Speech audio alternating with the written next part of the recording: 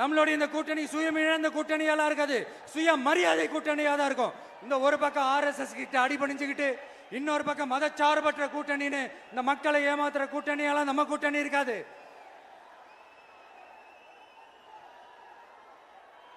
நான் இப்பவும் சொல்றேன், நம்மளை நம்பி வர்றவங்களுக்கு ஆட்சியிலும் அதிகாரத்திலும் உறுதியாக பங்களிப்பு செய்யப்படும்.